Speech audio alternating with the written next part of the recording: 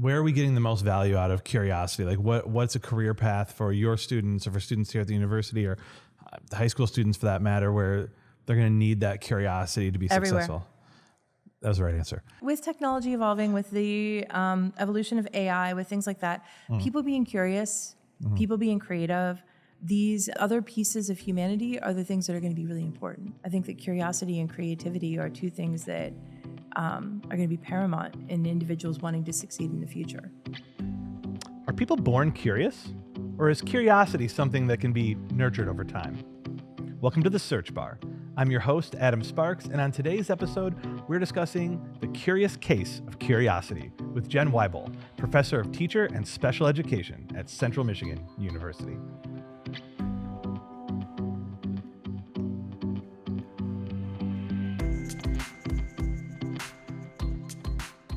Well, Jen, I'm curious to talk to you today about this subject. We're gonna talk about curiosity, and I want to know what you're curious about.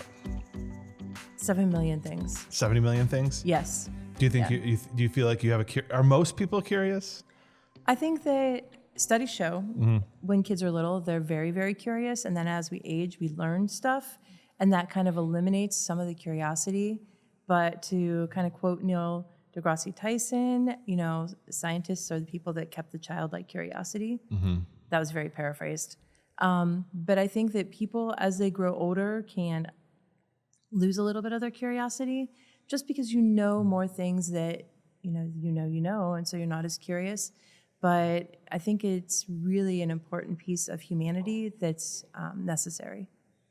I guess, what does that mean to you? Like, what does it mean to be curious if you had to put a definition on it? So the way that I like to define curiosity with my research and with kind of my personal use is looking at it as both embracing and stretching. So embracing is kind of looking at things that you want to know, and then stretching is looking for new experiences or new information. Like, why do you ride a roller coaster? I mean, I don't anymore. Oh, I'm sad for you. I used to do it. But you want that new experience. You want to see what it's like to drop down over. You want to see what it's like to ride the tallest one, the fastest one. You're curious about that. One of the ways that I think we often look at curiosity, though, is we say, like, to kids even, so do you want to know why the sky's blue? And they're like, no. And you're like, oh, they're not a curious person. Well, maybe they're super curious, but they already know that answer. So looking at curiosity, I think, has to be way broader than answering a set of like questions on your interests or things like that. But I think it drives all learning. It drives kind of human existence. Let's start with those kids you were talking about, because it seems, at least for me at an 8th grade level, it seems pretty logical that, like, as things become more routine, we may lose curiosity, because that's sort of the doldrum of adult life a little bit. Before that, when you're developing, what are some of the signs of curiosity or highly curious children? Like, what do you see in research that indicates that? A lot of things in research point to students or kids. I'm sorry, just talking about kids in general. Asking questions, being able to fully immerse themselves in an experience, touching. Testing out sensory exploration of things, seeking new experiences, being willing to test things out multiple times, looking for different answers. Those are things that they really note. Nothing that's really like fireworks going off or anything like that, but the student or the child that's asking why continuously. Why? Not settling for because. They're probably really curious about a lot of things and not just wanting to be annoying. The asking questions, the observations, and then linking questions to that is really indicative of students being really curious. Is that something that people are they born with it, or it could be a learned behavior? Like, can we train people to be more curious, or kids to be more curious? I think that you're born with a certain level of it, but we can definitely foster it. A lot of studies show that we can change the amount of curiosity that people have by letting them personalize it, by allowing them to have some kind of direction in the pathway of what they're learning, by giving open-ended experiences or, kind of inquiry learning, that kind of thing, can really foster the curiosity. And so, like, giving little kids especially, giving them a lot of different materials to play with, giving them a lot of different experiences, allowing them to kind of guide where they want to go with it can really help foster that. Yeah, kind of that child-led activities type stuff. Yeah, definitely. Stuff that would have drove my mother nuts. Oh, yeah. The making concoctions in the kitchen with, flour and 17 other ingredients that ended up being caked all over the floor. That's probably a sign that I was a very curious child. Yeah, I feel like there's I'm gonna misattribute this, but there was this there's this guy who it was either a survival camp or something they did for like kids, and he was like, I give power tools to little kids, and people think I'm nuts, but like you should do it. Like let them drill through something, cut something in half, glue something together. Just like let it happen. Let a kid start a fire. And that one always kind of, this is years ago, so like early internet, that kind of stuck with me when I had kids, which was kind of like, wait, let them touch it. You know what I mean? There's a little bit of that, like kind of stove hot, knife sharp. And yeah, if I'm a parent, I'm going to tell you that, but also like at some point we all figure out what's hot and what's sharp, right? I mean, that's because of curiosity, right? Or I would say yes.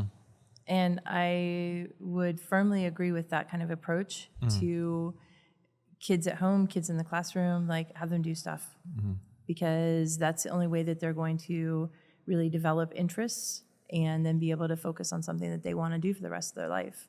So we're going to help me win an argument with my wife. When my son's like, I want to drive and the snow's on the ground, I'm like, just go to the gym. And she's like, you should drive him. I should probably just let him drive himself. You maybe want to go to the gym with him. You're not helping me here, Jen. I'm like, let him go. You want to allow him to experience it, but you also want to safeguard it. Yeah. And make sure that he's, not going 55 miles an hour on the snow. I have let him drive me to the gym a couple times over winter break. Well, if you're pretty confident in his abilities, then yeah. So. But I kind of view like, even at the age, I have a 17-year-old, it's like, I haven't driven in the snow a bunch because got his license last year. We didn't have a ton of snow. There's been already a bit more snow early this year. And he's like, well, I want to do it. And there is some anxiety about wanting to make sure he can do it, but also like he wants to know what it's like, which seems like a dangerous curiosity. But I also think to the point you just made, like, that's how you learn to drive in the snow, He right? lives in Michigan. It's also a life skill. Like, yeah, it's a full-time next year when he's not living at home, when he's Yeah. at college or whatever, then he's going to have to drive in the snow. So I know. satisfying the curiosity now would be a good thing.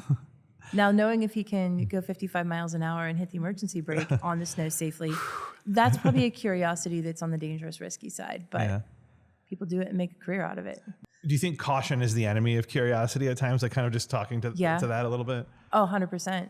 Not allowing people to experience things, to protect them, I struggle with personally. I worry that by choosing to separate ourselves from anything that may have adverse consequences, we live a pretty oatmeal life. Yeah. There's a mountain climber, Mark Twight. And one of the quotes after he had a big accident, and that one of the quotes that he had that really has stuck with me over the past 15 years, which is really, especially the amount of time I've been studying curiosity. It says, I traded fear for the bland taste of survival. We are afraid of getting hurt. We're afraid of our kids getting hurt. We're afraid of them having negative experiences, not having the warm fuzzies on everything. And I think that plays into a risk-adverse society. And the problem with that, once you have a risk-adverse society, is that then you really don't want to try if you're not sure you're going to succeed. And then it leads into not having a growth mindset. Because you have to be able to take risks. You have to be able to try things in order to have this growth mindset, to be able to change and evolve as you grow and as you age and all of that kind of thing. So to go back to your question, I think that, let people do things, let them try things, let them fail, because maybe fail in safe ways, but still all of those kind of things tie into being able to learn and to want to have new experiences and not be kind of a stale, cold bowl of oatmeal sitting there for the rest of your life. So, and I think curiosity and fostering curiosity is a way to propel things in that direction.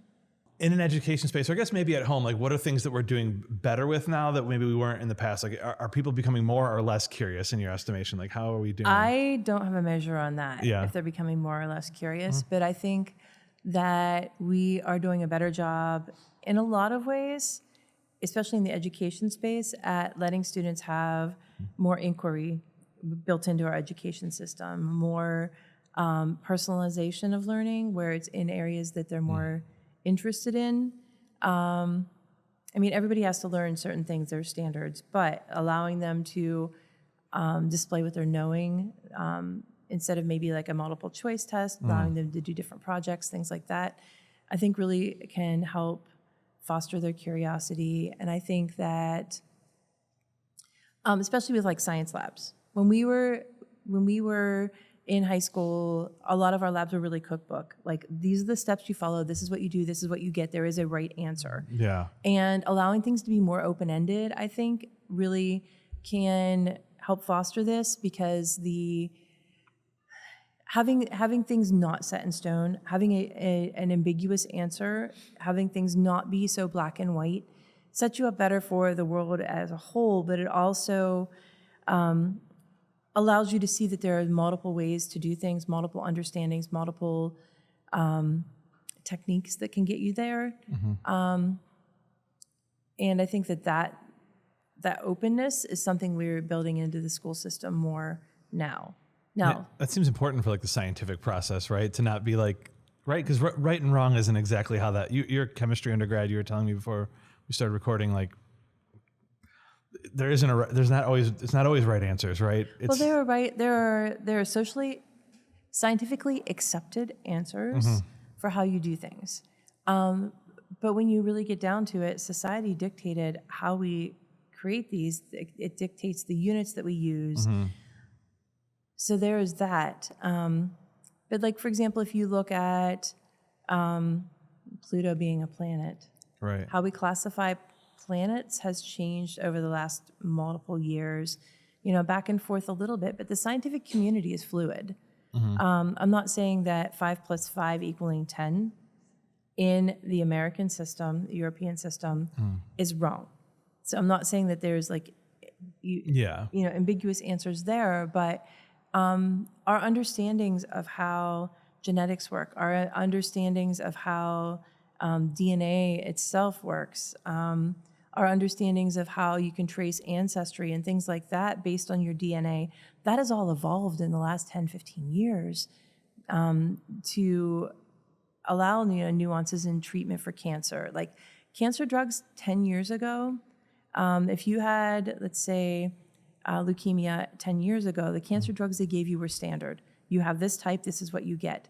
Now they actually personalize it based on your genetic background, and they give you drugs that are targeting what you have for the cancer type, but also what you have for your body and for your genetic makeup. So even that kind of change, has happened in science over the last couple of years. So science is fluid. It's not something that is, and history itself is fluid, because now we start looking, like, I'm curious about this, because like the way we were taught history is this is the right answer, and it's not, because it's told only from the perspective of the people that won most of the time. And so then coming at it from the other, people that were in power. Yes, the people who are in power. Yeah. So coming at it from the other perspectives allows us to see different sides of history that we didn't know before, we didn't recognize before. So yeah, that kind of, so that's this is your advocacy for that curiosity, right? Is like, you that was really interesting to me, because I feel like in terms of like either, I was going to say lab science, but that's not, but like research science, I think that curiosity, I think, is pretty obvious, but like saying it, history isn't as black and white as the way, at least I was taught it growing up. I remember the first time I read Howard Zinn. And do you ever read Zen, and you have this? I've heard, but not read. You have an experience where you go, this is the same history I learned in school, but the man wrote an entire history book where all of it, and he tells you up front, this is the bias I'm giving you because I know the way you were taught. I want you to hear this, where all of my references are from the most common men and women who left me a reference to write this book. So if you ever read People's History of the United States, and you should, it is a book that takes you through most of American history, but I want to know what Columbus's men were saying, not what Columbus was saying. So who was literate and leaving us some kind of a log behind from that? Going and you take it, same thing. I want a correspondence from World War II vets instead of from the generals or from the president and things like that. And it changes the perspective of all these big historical moments when you look at the common person, which to me was a very curious way to write a history book. Yeah. So I'm glad you brought that up, because we have living examples of like how you can. Well, I think curiosity allows you to look for other answers, and it's something that I feel like even playing with, like reading on the internet for something. I'm one of those people that'll go down the rabbit hole. So like I'll read something and I'll be like, oh, okay, and then I'll look up something that I like, a little tidbit from there, and then a tidbit from there, and then a tidbit from there. It's this information gap. It's the needing to know more about certain pieces that I didn't know before, and then how they fit together. And then I don't know, I can waste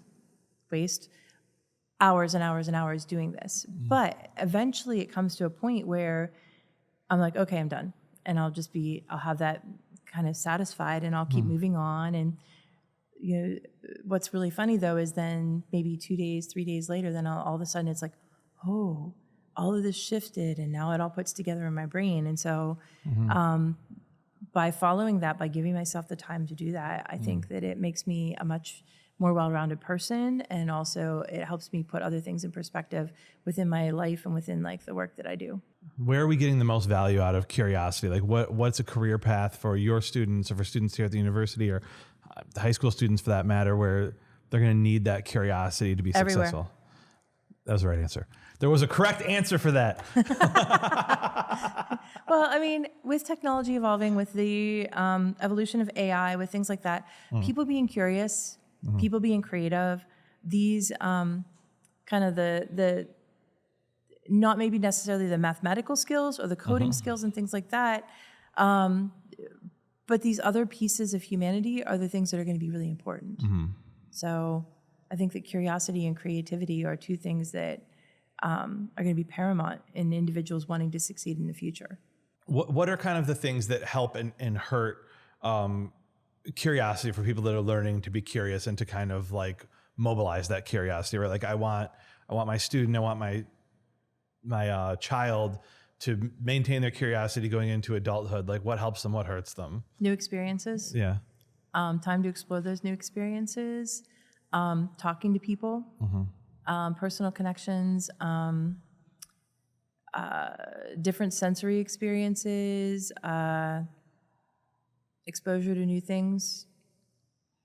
If you don't know anything exists, like if I didn't know that Petoskey stones existed, I wouldn't be curious about what makes them or anything like that, because I don't even know that they're there. But once I know that they're there, once I've been exposed to it, then I am fascinated, and I want to know why they're different colors, why they sometimes are light or dark, why you get pink ones, why they're bigger or smaller, how the structures came to be. Like deep diving into that, and then how do you find them? How do you polish them? How do you display them? My kids joke that my house is landscaped and not decorated because I have so many rocks places. I didn't even know I liked rocks until I got to Michigan and started finding these things on the beaches, and then I was fascinated. Most people have stories about kids that are fascinated by dinosaurs. Yeah. Think of the third grader that knows every single type of dinosaur, how to say the name properly, and something about them. They're curious. They want to know, and they dive deep into it, and they have this intense learning experience because they want to know more. That's a really huge sign of curiosity.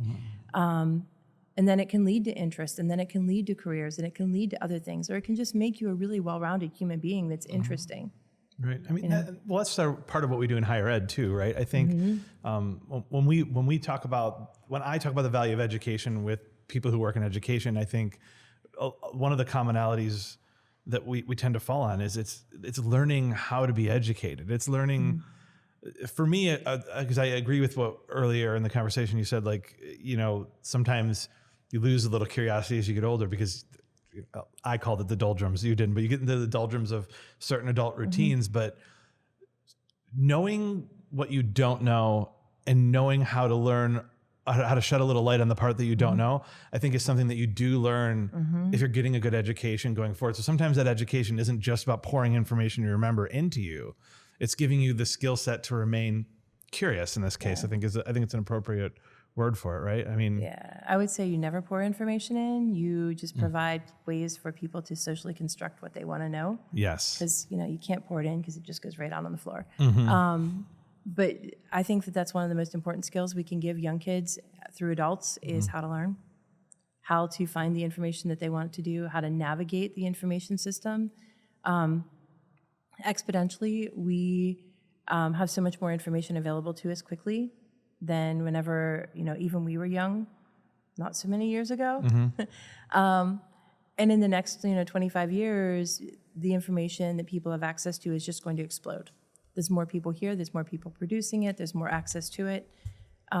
So being able to really navigate that, find out what you want to know is going to be an important skill. I think that's going to be one of the skill sets that people need as they go forward with jobs and things like that. But I see curiosity just embedded as an innate human quality that people need more of.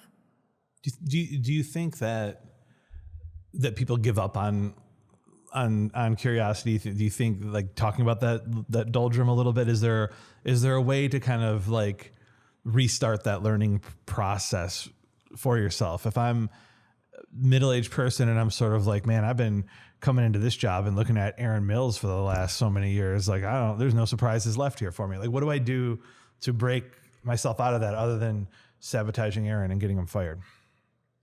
I would say read something new, go somewhere new, try something new, take a risk. What really surprises me in talking to adults that I've met over the past couple years is the number of people that are afraid to try something new and try something new by themselves. Give me an example. What's something new you'd want them to try? Go downtown and go to a paint and sip or an art class, or go to a poetry reading, or go hiking somewhere you haven't been before, or listen to a podcast. And a lot of that, I think, comes down, the doldrums you're talking about, I think comes down to routine and being comfortable, but it also comes in being in your comfortable place, but it also comes down to being afraid of taking risks. Yeah. And it also comes down to time. Yeah. I mean, leveraging your time to be able to explore new things is difficult, especially when you're younger and if you have children and your big job responsibilities and that kind of thing. And I think that's what puts humans into the doldrums you're talking about. Besides the fact that you already know a lot of things and you don't know maybe as many things that you want to learn about. It's harder to stumble on things when you reach a certain life experience or a certain responsibility matrix, right? You're sort of like, I'm always managing these things, and I've already done all of these things. So you have to seek it out a little bit more. Yeah. Right? I mean, it is easier to be surprised by information or experiences when you're younger. It just is, right? New hobby. Like, I kind of laugh because the whole time I've been, getting older, about every 3-4 years, I would have this new intense hobby where, it wasn't enough to just like knit a scarf. I had to go and get yarn and knit like 17 scarves of different kinds with different stitches and different needles. And then I'd be like, okay, I've got 6 scarves half done and I'm not done, but I'm done with this and I'm moving on. And then I would, can vegetables for 3 or 4 years. And I think that's one of the things. I consider myself a curious person. And I think I've had these experiences my whole life where maybe I was in a classroom and teaching the same kind of things and had kids and really, really busy, but I would have these really intense hobbies that I wanted to learn about and cycle through. And eventually I maybe come back to them and finish up the projects. But I mean, for the most part, it was just this really deep learning experience. And I have to say, like, I love my job now. Like, most projects that you do have a 3 or 4 year kind of span. And so, like, I just pick something else I want to know about. And so every couple years I'm starting a new project and I'm learning, like, deeply about these new things. And that kind of really fits well with my mental set of really needing these new experiences in order to have a kind of a happy, joyful, fulfilled life. And that ties into, like, I do a lot of research that ties science curiosity into the stuff that I do, into like different teaching ways, into, students, like processes in the classroom, how students learn to, code and create things and making experiences. A lot of these areas, I see curiosity as a way to kind of foster the desire. And I think it ties into career paths then too, because more curious people, research shows more curious people do tend to end up a lot of times in science or STEM fields, which is something we need as a nation to be able to have our students have all careers available to them and not just kind of limit them to ones that are easy or ones that they have a liking to when they're younger. This exploration allows you to fit into the job force now. People are not taking one job and being there 30 years. They're taking a job and moving to the next job and things like that, where I think you have to keep learning, and keeping learning ties into being curious. Through your research, how are you measuring that curiosity and innovation that you see in a classroom or in a workspace? There's a lot of ways people look at curiosity. Most of it has been either self-report scales, or it's been people observing and saying, these behaviors are curious. So the problem with a lot of the scales that have been developed in the past are they are very topic specific. Do you want to know more about why the sky is blue? Why the butterflies fly? If you already know that, you're not curious about it. Right. So a colleague and I, Heather Zimmerman and I, developed a scale for science curiosity that looks at not only science practices, like how you do things, like do you enjoy mixing things together? Do you like solving problems? Do you like challenges, things like that? And also with the embracing and stretching coming from Cashton's work. Word else, if they like to take risks, if they like finding out information, if you hear a word you don't know, do you look it up? Those kind of things. We developed a 12-question scale, and it's been used all over the world, translated into a bunch of languages, that we feel gives you a fairly good measure on how students see themselves as being curious. What we're actually currently doing now, though, is I'm looking at the behaviors that other people have measured or observed, and then looking at scale scores and trying to map those out to see really what it looks like in a classroom. Because that can really depend on the student, whether they're, really extroverted or not, how they kind of go about doing things. But for example, one of the things that I talked about was earlier when we started talking about curiosity was looking for multiple answers. So for example, if a student's in the classroom and I'm having them do a challenge for like, how do you create something that'll throw a ping pong ball the furthest? Do they get the answer and move on? Or do they get the answer and then they try to get better?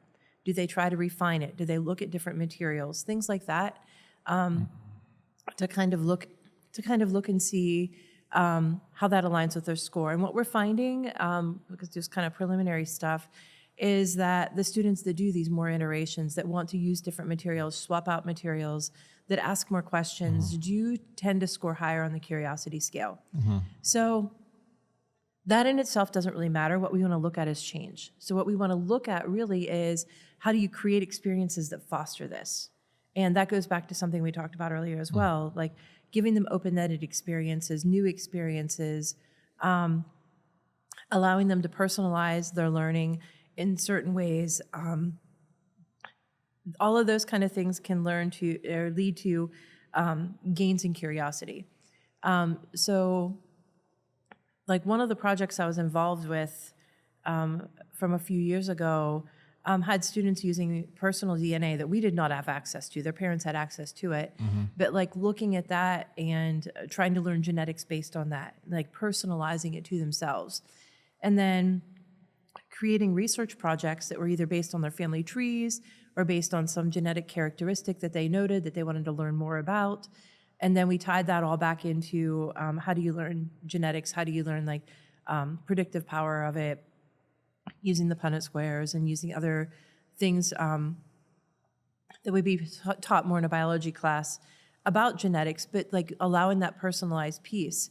And when you do that, when you allow this personal exploration, when you allow them to follow pathways that they're interested in, we do see a lot of gains in curiosity.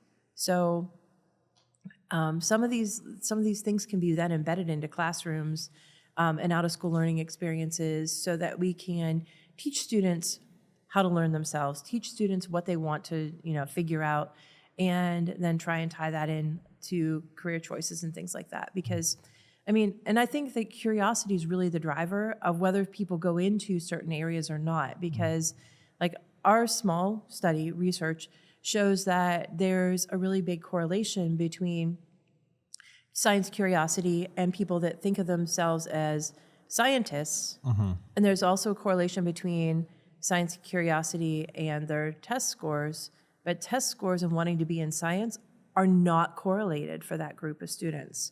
So curiosity is like the linchpin between I really love science and I want to be a scientist and I really scored good on this test. Because I know, like from teaching chemistry and physics for 23 years, there's a lot of students that got 100% in my class pretty close. They scored off the scale on everything. And I'm like, are you going to go to school for like science? Do you want to go for engineering? No, I want to be an English teacher. Yeah. No, I want to be a writer. No, I want to go into history. But you do really good in science. You do really good in math. I don't like it. I don't want to do it. That's not what I'm interested in. And so there is a correlation also between like curiosity and interest and motivation and things like that. So setting students up so that they can explore things and be curious about what they want to be curious about, and giving them opportunities to see things that they can be curious about in areas they're not, personally inclined to think about, as I think a way to expand their horizons and let them see opportunities, and also hopefully get more students interested in science. So do you think that on some level that curiosity can be more important than just aptitude? Oh yeah. Right? Oh yeah, 100%. It's kind of the C's get degrees thing. I mean, not that I want to encourage that, No, but to some extent, like if you're plowing through it and you're kind of fumbling, but you're enjoying it, you may have a better career outcome in that thing you got C's all the way through in. There's a lot of, I won't say that C's will get you into med school, but there's a lot of people that go to med school because they're tenacious and they love it and they want to do it, not because they were the very, very top student in everything. And even in med school, you get your degree and you're, bottom of the class, top of the class. Nobody knows the difference, but they survived it. They got through it. There was something that drove them to do that. And I think that works, for careers. It works for getting through school, but it also works as like being just a really interesting human being. Like, you have to the motivation, the motor is. I always joke when I hire student workers in our department all the time, and I say like I'm hiring motors. You could be pretty rough. I want you to want to do it really bad. That matters to me like almost more than anything for a student worker. We keep 5, so only have we have however many students here, and I get 5 of them every semester, and it's motor, and to me that is it's a curiosity, I guess, is the word I would use for it now that we've had this conversation. But I want someone who's curious about what they're going into, right? I don't need them to have great grades or even have that polished of work. I need them to want, What I want is somebody who wants to know the why. Yeah. I don't care as much if you get the right answer. I want you to know why that answer is right. I want you to want to know why that happens and the story behind it. And, if you think about it like that, I think the curiosity is just, I don't know, as I've said before, I think it's innate to being a really good human being and an interesting person. Right. An empathetic person probably too, right? You don't want to just disagree with something at face value. You want to know why you disagree with it.